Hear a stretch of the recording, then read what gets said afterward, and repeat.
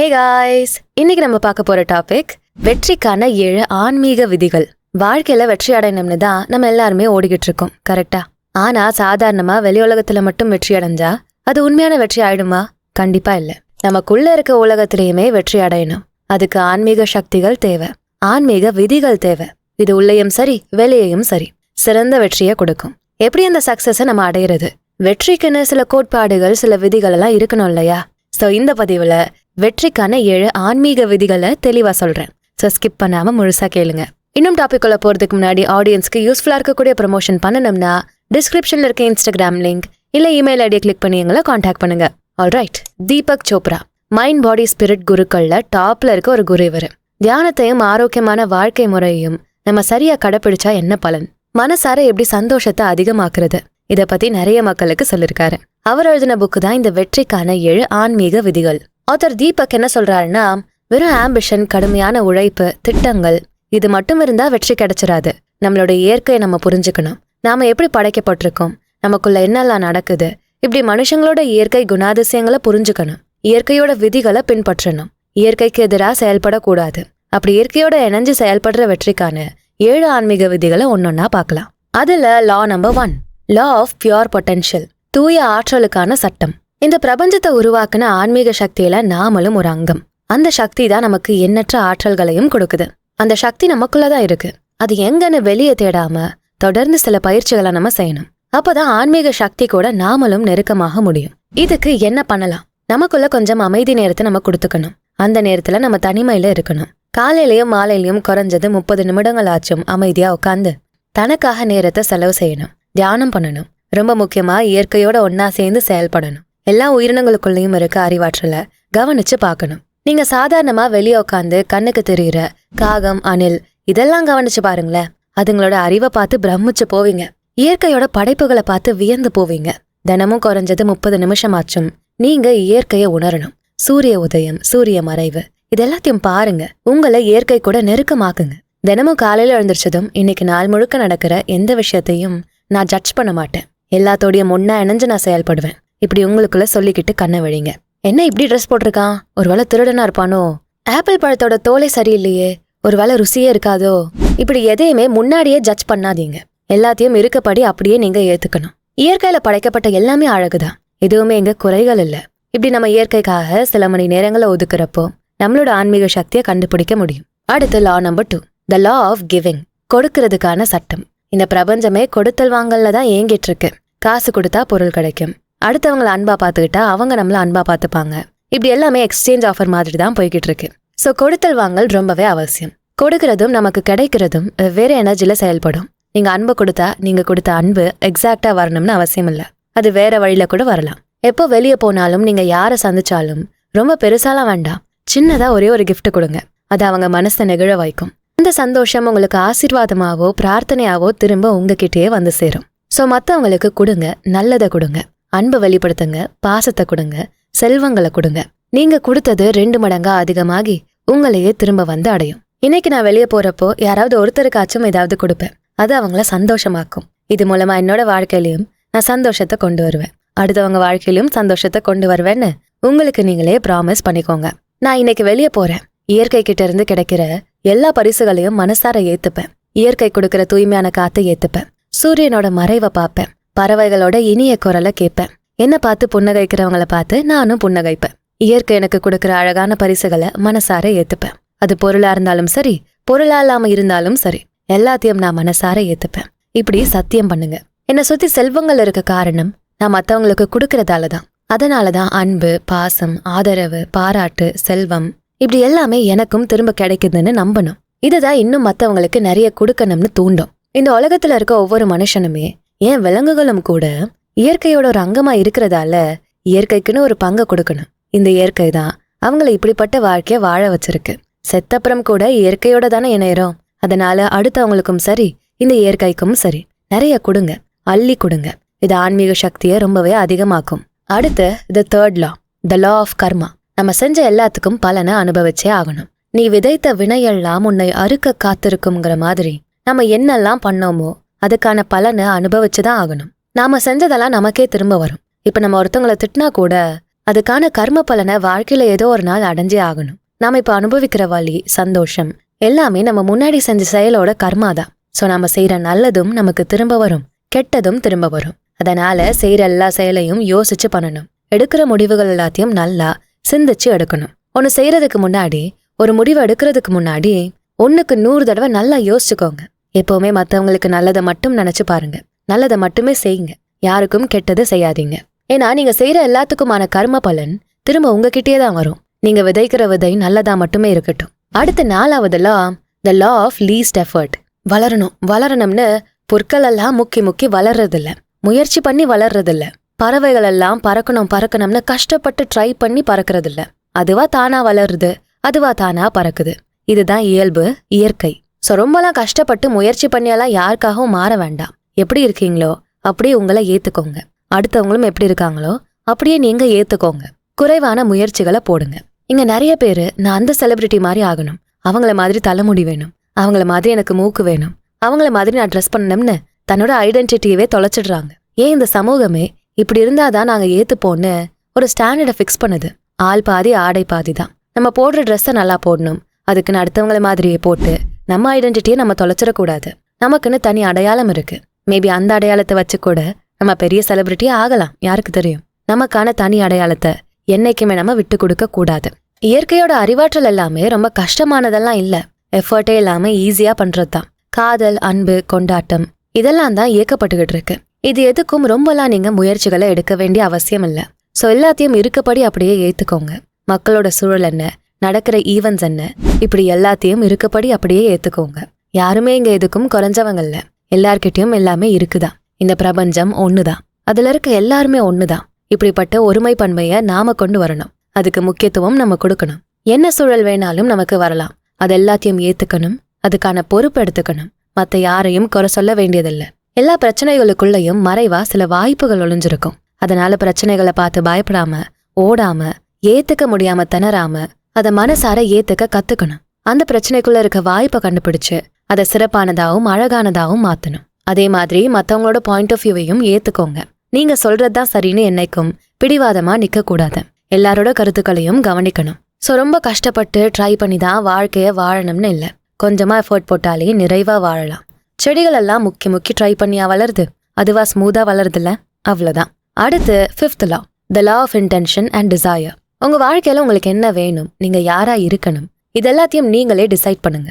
அதை பத்தி நீங்க பாசிட்டிவா நினைக்கணும். தானா அது உங்ககிட்ட வந்து சேரும். வைக்கிற ஆசைகள் ஒன்னொன்னையும் தெளிவா வைங்க.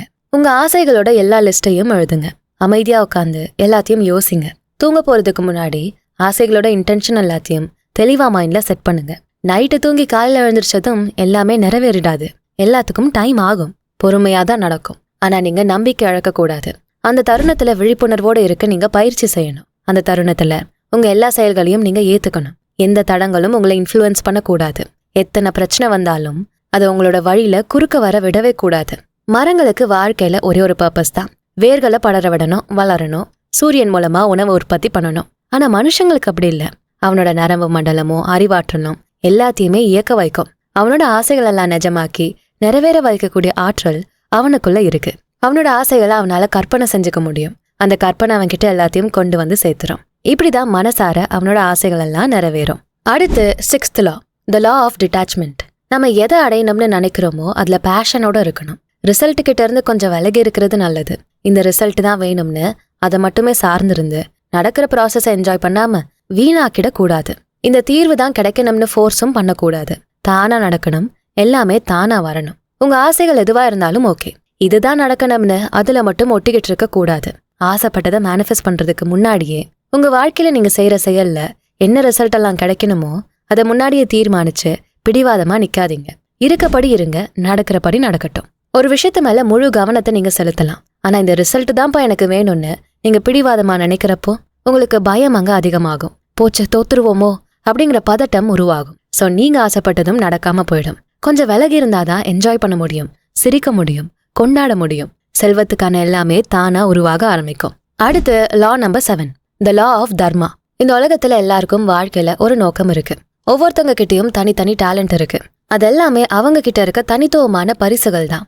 அந்த பரிசுகள் அடுத்தவங்களுக்கும் உதவும். இந்த ஸ்பெஷல் டேலண்ட்டை நம்ம சரியா பயன்படுத்தினா இந்த உலகத்துல இருக்க மத்த ஜீவராசிகளுக்கு உதவி, ஆதரவு, இரக்கம் இதெல்லாத்தையும் கொடுக்க முடியும். எல்லாருக்கும் சேவைகளை செய்யணும், மத்தவங்களுக்கு கொடுக்க வேண்டியதை கொடுத்துடணும். கொடுத்தா நமக்கு திரும்ப கிடைக்கும். ஜான் ஃபிட்ஸர்லாண்ட் கென்னடி இவரோட வார்த்தைகள் என்னன்னா, இந்த பிரபஞ்சம் உங்களுக்காக என்ன பண்ணணும்னு நீங்க கேட்க கூடாது, நீங்க பிரபஞ்சத்துக்காக என்ன பண்ணலாம்னு கேட்கணும். பிரபஞ்சத்துக்காக நீங்க ஏதாவது நல்லது செய்யணும்னு நினைச்சீங்கன்னா அதுக்கு நீங்க மத்தவங்களுக்கு உதவி பண்ணுங்க.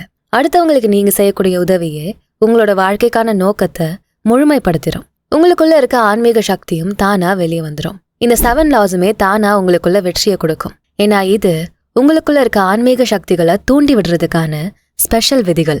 கூடவே உங்களோட உண்மையான செல்ஃபை என்ஜாய் பண்ணணும். எந்த ஈகோவும் இருக்கக்கூடாது. மனசார ஆழமான நிம்மதியையும் நெருக்கத்தையும் நீங்க ஏற்கனவே எக்ஸ்பீரியன்ஸ் பண்ணிருக்கீங்கன்னா உங்களோட உண்மையான செல்ஃபையும் நீங்க கண்டிப்பா எக்ஸ்பீரியன்ஸ் பண்ணிருப்பீங்க. மொட்டை மாடியில போய் மல்லாந்து படுத்து வானத்துல இருக்க நிலாவையும் நட்சத்திரத்தையும் நீங்க பார்த்து ரசிச்சிருந்தா, புல்வெளிகளுக்குள்ள புல்லோட ஒன்னா உரசி நடந்திருந்தா, மரம் செடிகளோட ஒன்னா உட்காந்து அதோட சில்லுங்கிற காத்த ஃபீல் பண்ணிருந்தா உங்களோட ட்ரூ செல்ஃபை கண்டிப்பா நீங்க என்ஜாய் பண்ணிருப்பீங்க. உங்களுக்குள்ள இருக்க சக்தி வாய்ந்த எனர்ஜியை நீங்க தொட்டுட்டா போதும், அது பிரபஞ்சத்தை தீண்டி உங்களோட எல்லா ஆசைகளையும் நிறைவேற்றி வச்சிரும். இந்த ஆன்மீக சக்தி கூட நீங்க நெருக்கமாகணும்னா அதுக்கு முதல்ல உங்க ஈகோவை நீங்க தனியாக்கணும். எப்படி பண்ணலாம்? தியானம் செய்யறது மூலமா இதை நடக்க வைக்கலாம். அமைதியா உட்காந்து தியானம் பண்ணுங்க. மூச்சு பயிற்சியை ஆழமா செய்யுங்க. உங்க எண்ணங்கள் எல்லாத்தையும் பொறுமையா அப்சர்வ் பண்ணுங்க. நல்ல எண்ணங்களோ கெட்ட எண்ணங்களோ ஜட்ஜ் பண்ணாம அப்படியே ஃப்ளோல ஓட விடுங்க. கொஞ்சம் கொஞ்சமா உங்களால நிம்மதியை ஃபீல் பண்ண முடியும். ஈகோல இருந்து விலக முடியும். உங்க ட்ரூ செல்ஃப் கூட கனெக்ட் ஆக முடியும். எப்பவுமே நம்ம பெட்டர் ஆகணும்னு தானே முயற்சி பண்ணுவோம். சரி, இன்னுமே பெட்டர் ஆகலாம். நம்ம ஆசைப்பட்டதை அடையலாம் நினைக்கிறப்போ புது பிரச்சனை வரும். தீர்வு என்னன்னா, இந்த நொடியில என்ன நடக்குதோ அதை நீங்க கொண்டாடணும். இல்லாததை நினைச்சு ஃபீல் பண்ணாம, அதை கவனிக்காம, இருக்கிறத நினைச்சு என்ஜாய் பண்ணி அதை வச்சு பெட்டரா ஃபீல் பண்ணுங்க. பிரசன்ட் மொமெண்ட்டை கொண்டாடுங்க. என்ன கெட்ட சூழல் வந்தாலும் அது நமக்கு ஏதோ ஒரு பாடத்தை தான் கத்துத்தர போகுதுங்கிற பாசிட்டிவான மைண்ட் செட்ல செயல்படுங்க. மத்தவங்கள கன்வின்ஸ் பண்ணணும், அவங்கள இம்ப்ரெஸ் பண்ணணும்னு மத்தவங்களுக்காகவே வாழ்ந்து உங்க வாழ்க்கையை தொலைச்சிட வேண்டாம். உங்களுக்கு ஒண்ணு வேணும்னா அதை பத்தி பாசிட்டிவா நினைக்கணும். அப்பதான் அது கிடைக்கும். பாசிட்டிவா இருந்தா தானே எல்லாமே உங்களை தேடி வரும். சின்ன விஷயமா இருந்தாலும் நெகட்டிவா சொல்லாதீங்க. புது வேலை வேணுமா? ஐயோ, ஏற்கனவே பார்த்த வேலை மாதிரி மட்டும் இருக்கக்கூடாது, அப்படி ஆகக்கூடாது, இப்படி நெகட்டிவா யோசிக்காம இப்படி எனக்கு பெட்டரா கிடைக்கும், இந்த மாதிரி நடக்கணும் அப்படின்னு பாசிட்டிவா நினைங்க. உங்களோட நெகட்டிவ் எண்ணங்கள் எல்லாத்தையும் பாசிட்டிவானதா உடனே மாத்துங்க. நீங்க தான் சரின்னு எப்பவுமே நீங்க செஞ்ச எல்லாத்தையும் ஜஸ்டிஃபை பண்ணிடக்கூடாது. உங்களை டிஃபெண்ட் பண்ணிக்க கூடாது. மனுஷங்க தப்பு செய்யறது நார்மல் தான். நீங்களா இருங்க. உங்ககிட்ட இருக்க குறைகளையுமே ஏத்துக்கோங்க. எல்லாத்தையும் எதிர்க்காதீங்க. எல்லாமே உங்களுக்கு கிடைச்சிடவும் செய்யாது. இருக்கிறத அப்படியே ஏத்துக்கிட்டு பிரசன்ட் மொமெண்ட்ல சந்தோஷமா வாழுங்க. இந்த 7 விதிகள் சொல்லித்தர்ற முக்கியமான பாடங்கள் என்ன? லெசன் நம்பர் 1, உங்களோட தடங்கள், போராட்டங்கள் எல்லாத்தையும் ஏத்துக்கணும். ஏன்னா உங்க வாழ்க்கைய கஷ்டமானதா மாத்தக்கூடிய மக்கள் இருக்கிறதுக்கும் சில காரணங்கள் இருக்குதான். நீங்க ஒரு புது இடத்துக்கு போறீங்க. அங்க எல்லா அபார்ட்மெண்ட்ஸும் காஸ்ட்லியா இருக்கு. உங்க காசை மேனேஜ் பண்றதுக்காக நீங்க ஒரு ரூம்மேட் கூட வாடகையை ஷேர் பண்ணி வீடு எடுத்து தங்குறீங்க. முதல் வாரம் நல்லா போகுது. ஆனா போக போக சின்ன சின்ன விஷயங்கள் செட் ஆகாம ஒரு 2 மாசத்துக்கு அப்புறம் உங்க ரூம்மேட் பண்ற எல்லாத்தையும் பார்த்து செம்மையா அப்செட் ஆகுறீங்க. ஒழுங்கா பாத்திரம் கழுவ மாட்றாங்க, ரூமை நீட்டா வச்சுக்க மாட்றாங்க, குப்பையாக்குறாங்க. குப்பைய குப்பை தொட்டியில போட சொல்றீங்க, ஆனா போட மாட்றாங்க. அப்ப உங்களுக்கு எப்படி இருக்கும்? கோவம் வரும்ல. இதுக்கு என்ன சொல்யூஷன்? போய் அவங்க கிட்ட கத்தி கூச்சல் போட்டு சண்டை போடணுமா? இல்ல, அந்த சூழலை நீங்க ஏத்துக்கணும். கொஞ்சம் சொல்லி பார்க்கணும். மாறலையா? அவங்க இப்படிதாங்கிறத அக்செப்ட் பண்ணிக்கணும். யாரும் யாருக்காகவும் மாறணுங்கிற தேவையில்லை. இந்த சூழல் உங்களுக்கு என்ன லெசனை கத்து கொடுக்குதோ அதை மட்டுமே கவனிங்க. இப்படியும் மனுஷங்க இருக்காங்க, இப்படியும் சூழ்நிலைகள் வரும்னு நீங்க எதிர்பார்த்திருக்க மாட்டீங்க. நீங்க எழுந்து நிக்கணுங்கிறத சொல்றதுக்காக கூட இப்படிப்பட்ட சூழல் உருவாகி இருக்கும். அதனாலதான் நீங்க இப்படி ஒரு ரூம்மேட்டோட தங்கியிருக்கீங்க. நீங்க எங்க இருக்கீங்களோ அதை அப்படியே நீங்க அக்செப்ட் பண்ணுங்க. மத்தவங்களோட பார்வையில இந்த உலகத்தை பார்க்க வேண்டாம். மத்தவங்க உங்களை மாதிரி நீங்க சொல்ற மாதிரி தான் நடந்துக்கணும்னு நினைக்கவும் வேண்டாம். யாருமே எங்க பெர்ஃபெக்ட் இல்ல. அதனால உங்களை நீங்க ஜஸ்டிஃபை பண்ணாதீங்க. எல்லாத்துக்குமே டிஃபெண்ட் பண்ணிக்காதீங்க. அடுத்து லெசன் நம்பர் 2, உங்க ஆசைகளை ரொம்ப ஆழமா மேனிஃபெஸ்ட் பண்ணுங்க. முக்கியமா உங்க பாசிட்டிவான எண்ணங்களை நல்லா ஆழமா மேனிஃபெஸ்ட் பண்ணுங்க. அதுக்குன்னு உங்களை நீங்களே ரொம்ப ஃபோர்ஸ் பண்ணியெல்லாம் எதுவும் பண்ணக்கூடாது. உங்க ஆசைகள் அடைய என்னெல்லாம் வழிகள் இருக்கோ அதெல்லாம் பாசிட்டிவா ஃபோக்கஸ் பண்ணணும். உங்க மேல யாராவது நெகட்டிவிட்டியை விட்டுறிஞ்சா திரும்ப அவங்க கூட சண்டை போடாம அதை அவங்க பக்கம் திருப்பி விடாம பாசிட்டிவான எண்ணங்களை நோக்கி முன்னேறி போங்க. பாசிட்டிவான எண்ணங்களோட சக்தியே எல்லையற்றது. அது தானா உங்களோட ஆழ் மனசை ப்ரோக்ராம் பண்ணி உங்களை சரியான மைண்ட் செட்டுக்கு கொண்டு வந்துடும். இப்ப அந்த ரூம்மேட் கதையவே எடுத்துப்போமே. என்னடா இவ இப்படி இருக்கா அப்படின்னு நீங்க யோசிக்காம பாசிட்டிவா நல்ல பிளேஸுக்கு எப்ப மாறலாம், நம்ம வசதிக்கு ஏத்த மாதிரி இடம் கிடைக்க நம்ம எது மேல கவனம் செலுத்தணும்னு அதை நோக்கி யோசிங்க. நீங்க என்ன எனர்ஜியை ரிலீஸ் பண்றீங்களோ அதையே இந்த பிரபஞ்சம் உங்களுக்கு திருப்பி கொடுக்கும். ஸோ பாசிட்டிவிட்டியை மட்டுமே ரிலீஸ் பண்ணுங்க. அடுத்து லெசன் நம்பர் 3. உங்க வாழ்க்கையோட நோக்கத்தை நீங்களே போராடி தேடாம அதை உங்களையே கண்டுபிடிக்க வைங்க. எழுந்து இந்த உலகத்துக்கு செய்ய வேண்டிய சேவைகளை செய்யுங்க. உங்களோட பர்பஸே உங்களை தேடி வரும். பிரபஞ்சத்துக்காக நீங்க என்ன செய்யணும்னு கேளுங்க. அது உங்களுக்காக என்ன செய்யணும்னு கேட்காதீங்க. நீங்க கொடுக்கறதும் நீங்க செய்யற சேவையுமே உங்களுக்கு திரும்ப கிடைக்கும். இதுதான் என் வாழ்க்கையோட நோக்கம்னு வேற எதுலயாவது உங்களை தள்ளிக்காம அந்த நோக்கமே உங்களை தேடி வரணும். உங்களை நீங்க இப்ப போய் கண்ணாடியில பாருங்க. நீங்க எங்க இருக்கீங்க? உங்களால என்ன பண்ண முடியும்? மத்தவங்களுக்கு எப்படி நீங்க உதவலாம்? எங்க மதிப்பை நீங்க உருவாக்கலாம்? இதை கேளுங்க. உங்களோட நோக்கம் தானா உங்க கிட்ட வந்து சேரும். தினமும் காலையில எரிச்சலோட சோம்பலோட எழுந்திருக்காம எக்ஸைட்டடா எழுந்துறீங்க.